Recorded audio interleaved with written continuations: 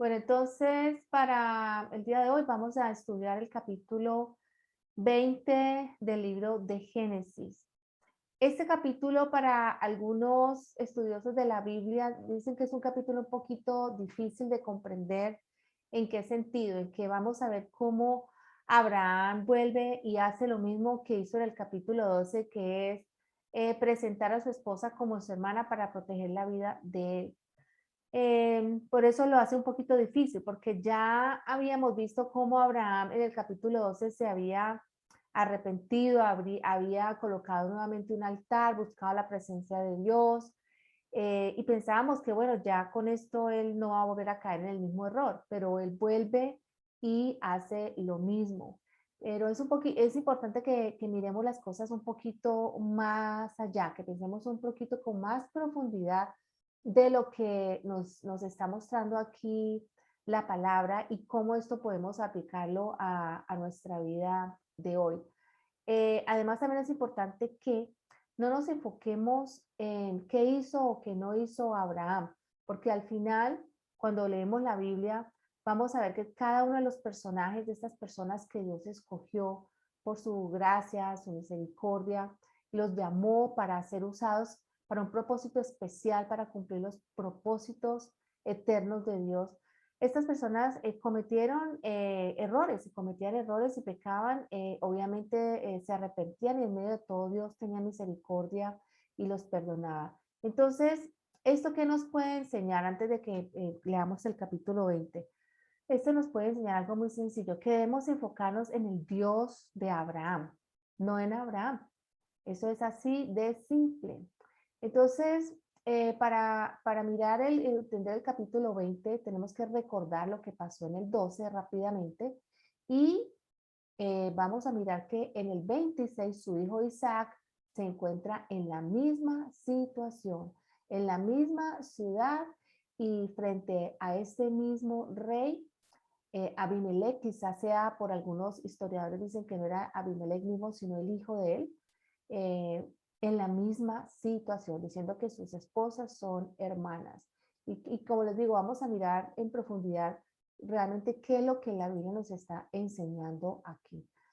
Entonces, para recordar un poquito en el capítulo 2 es qué pasó, vamos a mirar que cuando Abraham llega a Egipto, primero, ¿qué lo llevó a Egipto? Entonces lo llevó a Egipto que había una hambre en la tierra o en la región, no dice que en todo el planeta Tierra, sino en la región donde ellos estaban. Y recordemos cuál era la región donde ellos estaban. Vamos a mirar un poquito este mapa aquí y es esta área de aquí, toda esta parte de Canaán que fue la tierra, es la tierra prometida, que es el Israel de hoy. Abraham viajó todo esto hasta Egipto para buscar comida, esto lo vimos en el capítulo 12, después tuvo que regresar a la tierra de lo que era en ese momento Canaán.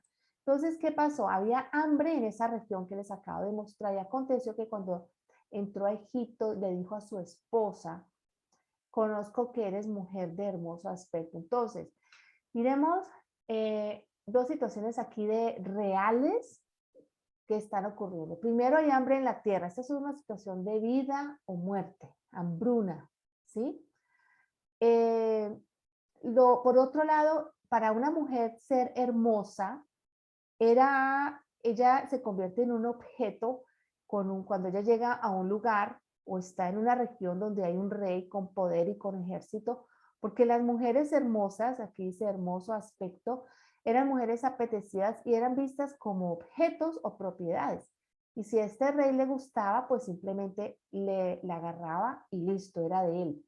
¿Sí? Dice que cuando ellos, le dijo a Abraham que cuando te vean los egipcios, dirán, su mujer es y me matarán. Entonces no solamente había amenaza de la vida por la hambruna, sino porque la belleza de su esposa Sara lo colocaba a Abraham mismo en peligro de que lo podían matar a él para tomarla a ella. Entonces el plan, según Abraham, era preservar la vida de ambos. Ese era el plan de Abraham en su razonamiento, ¿sí? Y resulta que Abraham sí tenía razón, porque cuando llegaron a Egipto, los egipcios vieron que esta mujer era hermosa en gran manera, en gran manera. Entonces, fíjense cómo vemos estas mujeres escogidas por Dios cuando las estudiamos en la palabra de Dios, como algunas de ellas eran mujeres muy hermosas, de verdad muy hermosas, y no solamente tenían una hermosura física. Sara fue escogida por Dios, tenía la gracia de Dios para ella ser la madre de Isaac y a partir del cual vendría la simiente, la promesa del Mesías a través de Abraham y de su esposa Sara, ¿sí? Entonces no solamente ella era hermosa por fuera, sino que era una mujer especial por dentro y por fuera. Su manera de ser era una mujer escogida por Dios para ser la esposa de Abraham. También podemos ver que ella, miremos el contexto, en qué posición estaba Sara. Muchos pueden decir, bueno, Sara tenía que decir la verdad, ella no debió haber participado, debió haber colaborado, no debió haber colaborado a mentir, porque nosotras como mujeres debemos entender que realmente no debemos participar en las cosas que Dios no aprueba cuando nuestros esposos nos están pidiendo, y eso es bíblico y es verdad. ¿Cuál era la situación de Sara entonces? Era una situación de vida o de muerte, pero además fue como un acuerdo que ella y Abraham tuvieron desde que salieron de Ur de los Caldeos. Ambos sabían que cuando dejaran su tierra, ellos iban a entrar a tierras hostiles, iban a llegar a lugares donde sus vidas iban a correr peligros. Ellos no eran un ejército, ellos eran una pareja, un matrimonio, ni siquiera todavía eran una familia porque no tenían todavía descendencia o hijos. Entonces, sus vidas corrían en peligro continuamente, ¿sí? Miremos que esto es verdad porque ella fue llevada a la casa del faraón como un objeto, ella no tenía la opción, simplemente fue llevada. Eso es una cosa que ella fue tomada a la fuerza, a ella no le preguntaron, si le hubieran preguntado yo hubiera dicho no gracias, ¿cierto? Pero eso no fue la opción para ella. E hizo bien a Abraham por causa de ella. Entonces, dice, e hizo bien a Abraham por causa de ella. Es decir, que no solamente salvó la vida de ella, sino que Abraham logró tener vacas, ovejas, y prosperar materialmente mientras que el faraón tomó a su esposa. Después recordemos que ya vimos el capítulo 12, cómo Jehová más, es decir, más, este más aquí es clave porque en medio de todo lo que está sucediendo, todo este drama fuerte que está ocurriendo y lo que va a ocurrir a continuación si Dios no interviene.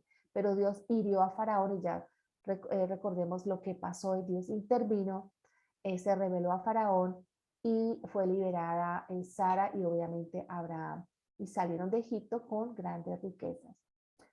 Pero miremos qué pasa en el capítulo 26 nuevamente con Isaac. Resulta que después de que hubo hambre otra vez en la región, además de la primera hambre que hubo en los días de Abraham, se fue Isaac a Abimelech, rey de los filisteos, en Gerar. Y se le apareció Jehová y le dijo, no desciendas a Egipto, habita en la tierra que yo te diré y habita como forastero en esa tierra. Estaré contigo, te bendeciré. Todo esto le está diciendo Dios a Isaac. Estaré con tu descendencia, confirmaré contigo el juramento que hice a tu padre. Y entonces habitó Isaac en Gerar. Y los hombres de aquel lugar le preguntaron acerca de su mujer.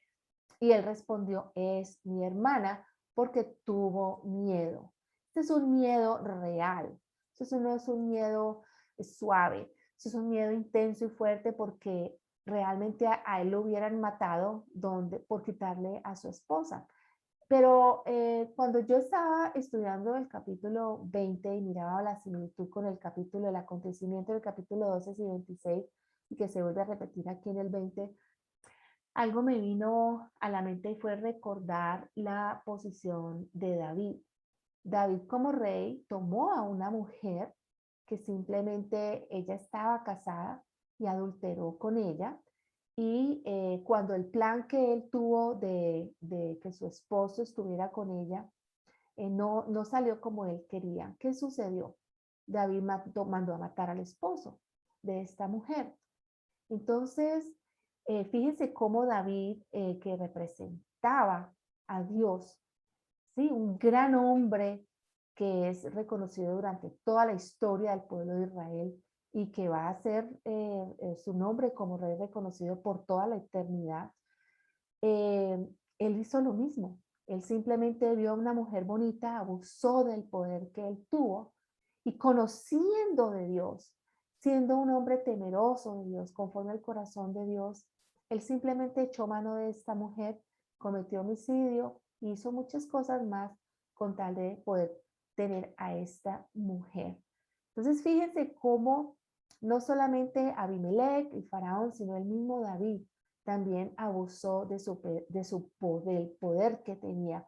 Cómo es de peligrosa esa posición de poder donde comenzamos a confundir a las personas como objetos, a creer que las podemos usar, a perder el concepto de lo que es el valor del ser humano, a usar a las personas como algo que nos puedan servir para un placer o para algo que necesitamos temporalmente.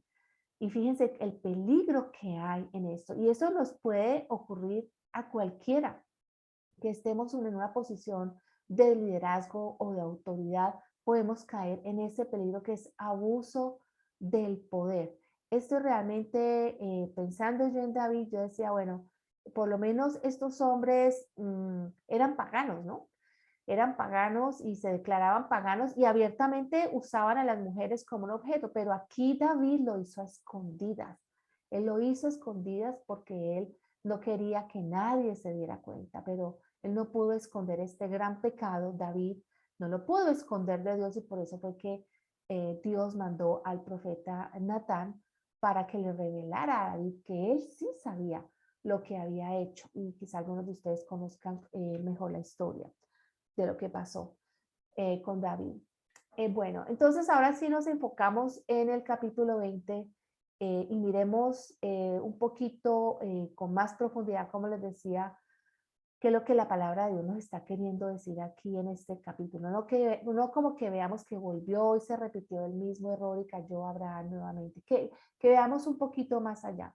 Una de las cosas que he aprendido en la vida es que no debemos de juzgar eh, las motivaciones de las personas. Es decir, podemos evaluar, por ejemplo, el contexto. Podemos evaluar las circunstancias y las presiones que llevan a alguien, pero en realidad no conocemos. La verdad es que como seres humanos, Dios no nos ha dado la capacidad o el poder de nosotros poder juzgar el motivo, la motivación por la cual una persona hace o no hace algo. Aquí veíamos que había miedo, sí había temor por la vida. Entonces sí había temor, entonces ahí no estamos, digamos, indagando en motivación, sino que se nos está diciendo claramente en la palabra que ellos temían por su vida, ¿sí?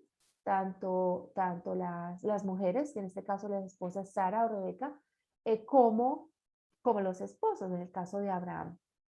Entonces, empezamos con el versículo 1. Capítulo 20, versículo 1. De allí partió Abraham a la tierra de Negev y acampó entre Cades y Shur y habitó como forastero en Gerar. Entonces vamos a ver aquí en el mapa más o menos estaba Abraham como en esta zona de aquí, más o menos, y partió más hacia el sur. Ese es un desierto aquí, Negev. Entonces aquí es donde se va a encontrar Abraham con este rey. Y dice que habitó como forastero en Gerar, forastero, o sea, estaba él ahí de viaje. Y recordemos que Abraham tenía que tener motivos de mucha fuerza, de mucha validez para él movilizarse de un lugar a otro. No debía ser fácil ser nómada o ser forastero o habitar de un lugar a otro continuamente como le tocó hacer a él durante tantos años. Dijo Abraham de Sara, su mujer, es mi hermana. Y Abimelech, rey de Gerar, envió y tomó a Sara. ¿Ven? Aquí vemos, este rey la tomó. Eso fue poder, ¿sí? Vemos autoridad de poder. Ya esto antes, o sea, desde el momento en que sale de Ur de los Caldeos Abraham con Sara, esto es algo que ya Abraham sabe que van a enfrentar y que sus vidas van a estar en peligro, y este era el plan. Ahora, podemos juzgar por la motivación por la cual Abraham volvió a hacerlo, era por falta de fe en Dios, por temor. Podemos realmente conocer a ciencia cierta realmente cuál era la motivación de Abraham. En realidad yo creo que no, pero sí podemos analizar cuáles eran las circunstancias de presión a las cuales ellos estaban sujetos, que eran de nuevo de vida o muerte. Dice, pero Dios. Entonces, vuelve esta palabra, pero Dios. Es decir, la intervención de Dios. Es increíble cómo en medio de un plan que tenían Abraham con Sara, un acuerdo de ellos dos, en medio de todo el poder de este rey que él tenía de tomar a esta mujer, y que lo hizo porque él tiene todo el ejército, todo el poder para hacerlo, viene Dios e interviene. Y algo que nos debe de llamar la atención aquí es que cuando Dios interviene con Abimelech por medio de sueños, Abimelech reconoce con mayúscula al Dios Todopoderoso, creador del cielo, de la tierra, de todo el universo. Estos hombres paganos reconocían que había un Dios poderoso. Fijémonos que muchas personas creen en que hay un Dios y reconocen a un Dios todopoderoso, pero sus vidas no están guiadas o regidas. Ellos no honran y no adoran a este Dios. Lo conocen intelectualmente, y este Dios se les revela a ellos y los puede guiar a hacer algo, aunque no sean creyentes, no sean salvos, no adoren a Dios, aunque sean paganos, aunque sea por un momento, pero Dios puede intervenir en estas personas, pero no significa que Abimelech era salvo, no significa que Abimelech adoraba o reconocía, honraba a Dios con su vida, para nada. Era un hombre pagano, pero reconocía el poder de que había un Dios soberano, especialmente cuando se le reveló. ¿Quién no, no es cierto? Recordemos que aún los demonios creen y tiemblan, ¿sí? Los demonios, Satanás, cree en Dios, ¿sí? Entonces, realmente, en ese aspecto, yo diría que el ateísmo no podría existir en ese aspecto, porque realmente es indudable que hay un Dios. Que no queramos reconocer su existencia y su señorío y su justicia, porque no nos conviene por el estilo de vida que tenemos. Reconocer que hay un Dios bueno, soberano y justo, eso es otra cosa. Y que hagamos una negación, eso es otra cosa. Pero la existencia de Él es indudable, es real. Entonces, viene Dios a Abimelech por medio de sueños en la noche y le habla, le dice: estás muerto, te vas a morir a causa de la mujer que has tomado, porque está casada. Esta es una mujer casada. ¿Qué hubiera hecho Abimelech allí? ¿Qué otra opción hubiera podido tener Abimelech? No me interesa que sea casada. Recordemos lo que le pasó a David. A él no le interesó tomar a esta mujer casada. Él la tomó. Él no consideró si tenía un esposo o no. Pero en el momento en que dice Dios a Abimelech que ella estaba casada, ¿qué dice Abimelech? Él no se había llegado a ella y dijo: Señor, matarás también al inocente. Inocente. Esta palabra inocente no es un inocente delante de los hombres, porque Abimelech no tenía que darle cuenta a nadie de nada. Él tenía todo el poder en la tierra para hacer lo que él quería. Este inocente cae bajo la ley moral divina, universal, creada por Dios. Él está hablando de una inocencia frente a un juez del universo. A ese es al que él está hablando, de esa inocencia está hablando. No me dijo él, o sea, Abraham, no me dijo Abraham que era la hermana de él, y ella también dijo: es mi hermano. O sea, ambos mintieron, ambos estuvieron de acuerdo con decir que ella era la hermana. Con sencillez de mi corazón y con limpieza de mis manos he hecho esto. Es decir, aquí está apelando este gran y poderoso rey a decir que él no sabía que esta mujer era casada y que lo que él estaba a punto de cometer era un adulterio. ¿Podía existir el adulterio dentro de su código moral para Abimelech? No, hasta que se aparece el Dios del universo. Entonces ahí ya él está pensando en otros términos, ¿sí? Como que él es inocente. Con sencillez de mi corazón, con limpieza de mis manos he hecho esto. Y le dijo Dios en sueños, yo también sé que con integridad de tu corazón has hecho esto. Y pensemos con integridad de tu corazón. ¿Significaba que Abimelech era un hombre íntegro, un hombre de integridad? No, él no era un hombre, él era un hombre pagano.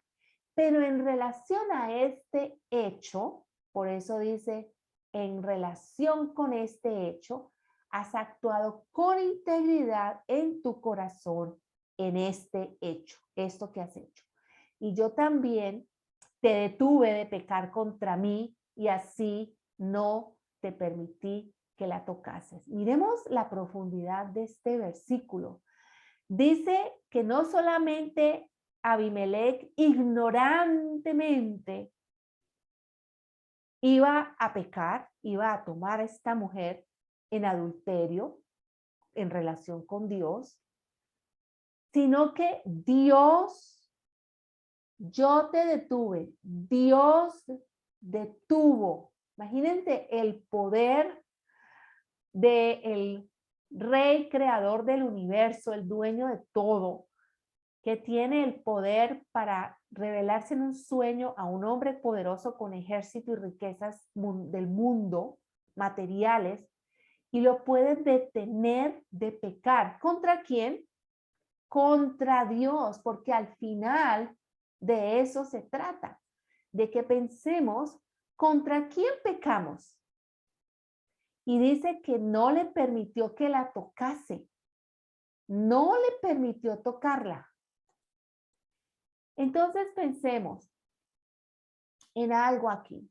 No solamente Dios se le revela en sueño, no solamente Dios lo detiene, sino que nuestro pecado cuenta y es siempre contra Dios. ¿Por qué es importante esto? Porque muchas veces pensamos que no hacemos algo indebido si nadie se da cuenta. Si es como, es un tipo de moralidad que existe por allí, que dice que si la persona o la víctima, si no hay víctima, entonces no hay crimen. Ese tipo de moralidad, ¿sí? Pero aquí la palabra de Dios nos está diciendo, y Dios le está diciendo a este hombre, te detuve de que pecaras contra mí. Cuando pecamos, pecamos contra el Dios creador del universo, ese Dios perfecto, eterno, justo y santo. Contra Él es que pecamos. ¿Sí? Y por su misericordia, Él no permitió que Él tocara a Sara. ¿Por amor a Abimelech? No. Por amor a Sara, por amor a Abraham. Porque pensemos que ya Sara tenía que estar embarazada, muy posiblemente. Vimos en el capítulo anterior que había dicho Dios que ya de acuerdo a los meses o al tiempo de la vida, que es el tiempo de gestación, 9 meses, ya Sara iba a tener un hijo, que era Isaac. Posiblemente ya Sara estaba embarazada. La mujer no podía ser tocada por nadie. Y es ahí cuando Dios maravillosamente intervino. Pero también, ¿qué podemos sacar del versículo 6? Podemos sacar que la ignorancia no nos exonera de pecar. Yo puedo pecar aunque sea por ignorancia. Yo puedo, con una muy buena intención, pecar contra Dios. Por eso es tan importante que nosotros no llevemos una vida con una religión y una teología y una idea de Dios que se acomode o se adapte a nuestras experiencias o a nuestra manera de pensar o a nuestra cultura o a nuestra conveniencia. Nosotros debemos de tener en cuenta que Dios se ha revelado a nosotros a través de la Biblia, a través de la palabra, y que debemos amarlo, honrarlo, respetarlo y obedecerle de acuerdo a los términos que Dios mismo ha establecido en su palabra, no en cuanto a mis términos, sino los términos de Él. Él decide cómo lo adoro, cómo le oro, cómo le honro y cómo le soy obediente y cómo le sirvo. Es Él quien establece los términos. Entonces, ¿qué podemos concluir? Este hombre estaba a punto de pecar ignorantemente. ¿Hubiera pecado de todas maneras por ignorancia? Sí, claro que sí. Él y cualquier persona puede pecar ignorantemente. Vamos al versículo 7. Ahora pues devuelve la mujer a su marido. Entonces no solamente viene la misericordia de Dios en ese momento de que no lo va a dejar pecar o tocar a esta mujer, la misericordia y la protección de Dios con Sara, con Abraham también obviamente, Isaac, el hijo que está en su vientre, sino que además Dios demanda obediencia. Él muestra el pecado y dice, no, detente, no hagas esto, pero no es solamente que no hagamos, no, sino que, ¿qué debemos hacer? No lo que debemos dejar de hacer, sino además, ¿qué debemos implementar? ¿Qué cambio, qué dirección debemos de tener? ¿Sí? Entonces recordemos todos los mandamientos de Dios están en términos de no, no matarás, no mentirás, no cometerás adulterio, ¿sí? Pero la obediencia es ¿a qué? Por ejemplo, no matarás, lo opuesto de no matar, ¿qué es? Defender la vida. No solamente estamos llamados por Dios a no matar, sino a proteger la vida de los inocentes, la vida del ser humano, la integridad de la vida, porque somos la creación de Dios. Entonces, aquí no solamente Dios le está diciendo, no la toques, sino que le está diciendo, ahora pues, entonces, esto es lo que vas a hacer, devuélvela. Pero no solamente la va a devolver como entregar un paquete, devolver un paquete equivocado, la dirección equivocada, te lo devuelvo, no. La va a devolver con ciertas características o condiciones que va a defender y proteger la integridad tanto de Abraham como de Sara. ¿De quién? De todo el pueblo, de toda la región, porque ellos van a estar ahí por un tiempo y tienen que estar en unos términos adecuados y correctos y aprobados y protegidos y respaldados ahora por este rey. Entonces, vamos a mirar por qué estoy diciendo esto. Dice, devuelve a la mujer a su marido, porque es profeta y orará por ti y vivirás. ¿Quién dice que Abraham es profeta? Dios. Dios dice que Abraham va a orar por él y que este rey va a vivir. Le promete Dios que él va a vivir. Y si no la devolvieres, sabe que de cierto morirás tú y todos los tuyos. Entonces, aquí vemos obediencia por temor a las circunstancias. Este no es el tipo de obediencia que nosotros los creyentes hacemos. Nuestra motivación a la obediencia no es el temor a las consecuencias.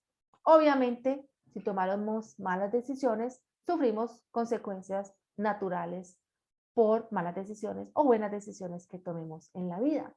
Pero es importante que sepamos que nuestra motivación para obedecer a Dios es porque lo amamos a Él y lo amamos a Él porque primero nos amó. ¿Cómo sabemos que Dios nos ama?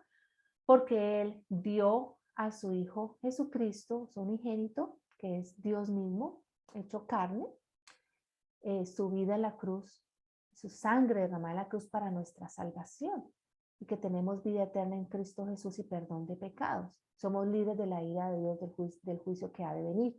Entonces, nosotros no obedecemos por temor, sino que nosotros obedecemos por amor a Dios, ¿sí? Pero obviamente este hombre va a obedecer porque teme por su vida, ¿no es cierto? Entonces, Abimelech se levantó de mañana, llamó a todos sus siervos y dijo todas estas palabras en los oídos de ellos y temieron los hombres en gran manera. Temieron. No es que se hayan convertido, ¿sí? Reconocer estos hombres paganos que reconocían a Dios, eh, ellos también se creían dioses, ellos también se creían soberanos, pero Dios era simplemente más poderoso que ellos. Entonces ellos eran paganos, simplemente eran paganos. No eran llamados por Dios para vivir una vida en santidad, pero temieron lo suficiente como para liberar a Sara y dejar tranquilo a Abraham. Lo vamos a mirar. Después llamó a Abimelech a Abraham y le dijo, aquí le está haciendo varias preguntas, está confrontando a Abimelech a Abraham. Primera pregunta, ¿qué nos has hecho? Está incluyendo a toda la región, no solamente a él y a su familia, sino a toda esa región. ¿En qué pequé yo contra ti? ¿Qué he hecho yo de malo contra ti para merecer que tú me engañes y que Dios hubiera podido terminar con mi vida, la de mi familia y a lo mejor toda mi región? Que has traído sobre mí y sobre mi reino tan grande pecado. Miren este hombre hablando de la palabra pecado. Hay muchas personas que podemos decir que no creen verdaderamente en Dios, no han tenido un verdadero arrepentimiento, sus vidas no van a tener un verdadero cambio, pero pueden reconocer que hay un Dios soberano y pueden reconocer de alguna manera que algo es moralmente equivocado o lo pueden llamar pecado. Lo que no debiste hacer, has hecho conmigo. Dijo también Abimelech a Abraham, ¿qué pensabas para que hicieses esto? Le está reclamando. ¿Cuál fue el propósito? ¿Qué te motivó a venir a atacarme? Fíjense que Abraham no era más poderoso que Abimelech, pero Dios era más poderoso que Abimelech. Y era lo suficiente como para que Abimelech hablara a cuentas con Abraham e hiciera paces con él, porque era mandato de Dios, no más. ¿Qué pensabas para que hicieses esto? Entonces Abraham le responde, porque dije para mí, ciertamente no hay temor de Dios en este lugar. Abraham tenía toda la razón. No hay temor de Dios en ese lugar. Fue que Dios se reveló al rey en sueño, le habló claramente y le dijo qué le iba a pasar si no devolvía a la esposa, a Sara. Así de sencillo. Pero ¿hay realmente en el corazón de este rey y del pueblo temor de Dios? No, no lo hay. Entonces no nos equivoquemos porque a veces podemos ver personas que aman al mundo, siguen al mundo, no siguen a Cristo, no, Cristo no es el mayor tesoro ni la mayor gratificación de ellos, pero siempre andan como con un temor de las consecuencias o quieren, a veces quieren obedecer a Dios es como más por temor de las consecuencias, pero no porque realmente aman a Dios, no por gratitud a Dios. Entonces, él tenía razón, no había temor de Dios. Dios tuvo que revelarse al rey en sueños. Entonces, él pensó, no hay temor de Dios en este lugar. Y fíjense que las dos cosas más terribles que hay, más, más le debemos tener temor, ¿sí? Y no lo digo yo, lo dice Ray Comfort. Dice, él le tiene temor a dos cosas. Primero, le tiene temor a Dios, lo cual es bíblico, ¿sí? Temor, reverencia a Dios, temor, porque él tiene todo el poder para destruir todo, para hacer lo que él quiera. Y temor a aquellos que no le tienen temor a Dios. Es muy importante que consideres qué personas están a tu alrededor que no le tienen temor a Dios. Y en qué situación estas personas te pueden colocar a ti en algún momento. Que no te deben de sorprender que estas personas quieran hacer contigo o esperen que tú hagas. Pensemos en esto. Las personas que no tienen temor de Dios, es muy importante que las identifiquemos y las tengamos en cuenta. Porque una persona que no le tenga temor a Dios es peligrosa. Es capaz de hacer cualquier cosa, porque ¿quién es Dios? Ellos mismos, ¿sí? Entonces, Abraham pensó que no había temor de Dios en ese lugar y dijo, me van a matar a mí por causa de mi mujer. Entonces, no estoy justificando la acción de Abraham y de Sara de mentir. Estoy tratando de identificar cuál era la presión que Sara y Abraham tenían continuamente cuando se movían de un lugar a otro. Pensemos, ¿qué edad tenía Sara? ¿Qué edad tenía Sara? Una mujer de edad muy avanzada, muy avanzada. ¿Sí? Bueno, versículo 12, a la verdad también es mi hermana. Es hija de mi padre, mas no hija de mi madre, y la tomé por mujer. Bueno, aquí Abraham está diciendo la verdad, sí y no. Y una verdad parcial es una mentira. ¿Sí?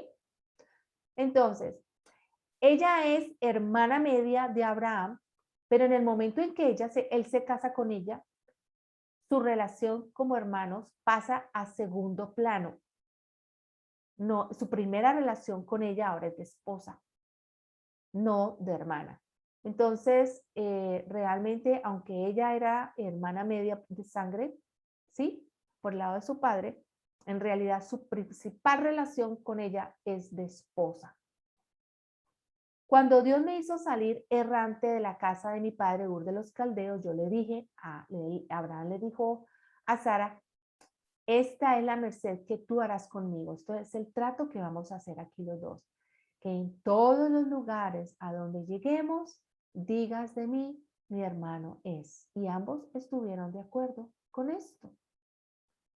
Abimelech tomó ovejas, vacas, siervos, siervas y se los dio a Abraham y le devolvió a Sara, su mujer. Entonces no solamente se la devolvió, sino que le dio ovejas, vacas, siervos, siervas, les dio riquezas a Abraham. Y dijo a Abimelech, he aquí, mi tierra está delante de ti, habita bien donde bien te parezca. Imagínense, no solamente le dio animales y siervos, sino que además le dijo, busca una tierra, busca donde habitar, habita donde bien te parezca. Miren, qué términos. Abimelech, tocado por Dios, la gracia de Dios en una región hostil, en un lugar donde la mujer no valía nada, era un objeto, cómo esta mujer es devuelta a Abraham, que no tenía un ejército, pero Dios estaba con él y era más que suficiente.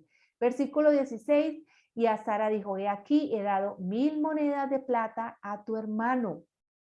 Mira que él te es como un velo para los ojos de todos los que están contigo y para con todos, y así fue vindicada. Esta palabra vindicada y estas 1000 monedas pueden ser interpretadas de muchas maneras, pero digamos, la manera más fácil que podemos entenderla, más sencilla, es que Abimelech quería limpiar la reputación de Sara, sí, que ella fuera respetada porque ella había sido vindicada, sí, para ella estar con su esposo. Entonces, Abraham oró a Dios nuevamente. Dios sanó a Abimelech, a su mujer y a sus siervas y tuvieron hijos, porque Jehová había cerrado completamente toda matriz de la casa de Abimelech a causa de Sara, su mujer, Abraham. Obviamente, porque lo más seguro era que ya Sara estaba embarazada con Isaac. Quiero mirar aquí, antes de terminar, a ver si olvidé algo de las notas.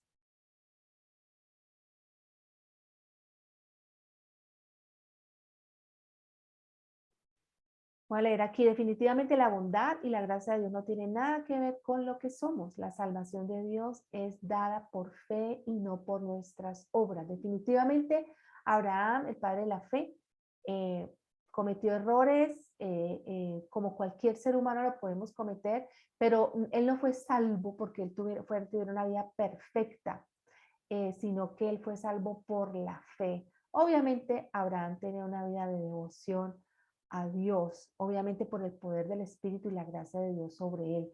Aquí vemos una vez más el pacto de Dios con Abraham, que es incondicional. Hebreos 11 dice, por la fe también la misma Sara, siendo estéril, recibió fuerza para concebir y dio a luz aún fuera del tiempo de la edad, porque creyó que era fiel quien lo había prometido.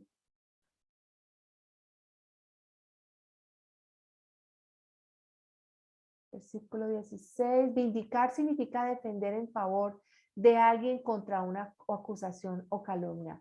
Es decir, que el rey Abimelech quería estar seguro de que Sara, la reputación de Sara no iba a ser calumniada. ¿Sí? Defender, reclamar, recuperar. Y además acompañada con las monedas de plata, las 1000 monedas de plata. El versículo 18 para garantizar la promesa de la simiente. Exactamente. Entonces aquí Jehová había cerrado completamente toda matriz en la casa de Abimelech a causa de la mujer de Abraham. Pero Dios obviamente dice que sanó a Abimelech y a sus mujeres y a sus siervas y tuvieron hijos. Bueno, entonces hasta aquí vemos el capítulo 20 y dejamos hasta aquí para que veamos en el próximo estudio el capítulo 21.